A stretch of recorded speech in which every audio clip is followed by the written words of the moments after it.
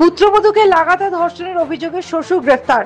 স্বামী সব জেনেও প্রতিবাদ না করে উল্টে স্ত্রীকে মারধর করার অভিযোগে তাকেও গ্রেফতার করে পুলিশ।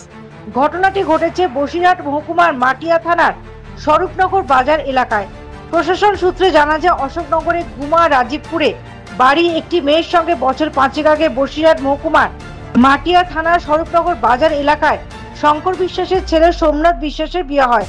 বিয়ের পর তাদের সংসার ভালোই কাটছিল। তাদের একটি 4 বছরের পুত্র সন্তান আছে। কিন্তু বাদশাদে তার শ্বশুর গত মাস দুয়েক আগে পুত্রবধূর ওপর নজর পড়ে শ্বশুর শঙ্কর বিশ্বাসের। সে তার পুত্রবধূর ওপর যৌন নির্যাতন ও লাগাতার ধর্ষণ করে বলে অভিযোগ করে। এই ব্যাপারে তার স্বামীকে সব কথা খুলে বললেও স্বামী সোমনাথ বিশ্বাস তার কথায় কোনো কর্ণপাত না করে উল্টে তাকে মারধর করে। এরপরও তার শ্বশুর শঙ্কর বিশ্বাস পুত্রবধূর ওপর আরো অত্যাচার বাড়িয়ে দেয়, লাগাতার ধর্ষণ করে বলে অভিযোগ। এই অত্যাচার সহ্য করতে না পেরে অবশেষে গতকাল মাটিয়া থানায় দ্বারস্থ হয়। শ্বশুর ও স্বামীর নামে অভিযোগ দায়ের করলে শ্বশুর শঙ্কর বিশ্বাসকে ধর্ষণের অভিযোগে ও তার স্বামী সব জেনেও প্রতিবাদ না করে চুপ থেকে চক্রান্ত করায় তাকেও গ্রেফতার করে পুলিশ। আজ অভিযুক্ত বাবা ও ছেলেকে 5 দিনের পুলিশি হেফাজত চেয়ে বসিরহাট মহকুমা আদালতে পেশ করা হয়। স্ত্রীকে বসিরহাট জেলা হাসপাতালে মেডিকেল পরীক্ষা করা হয়।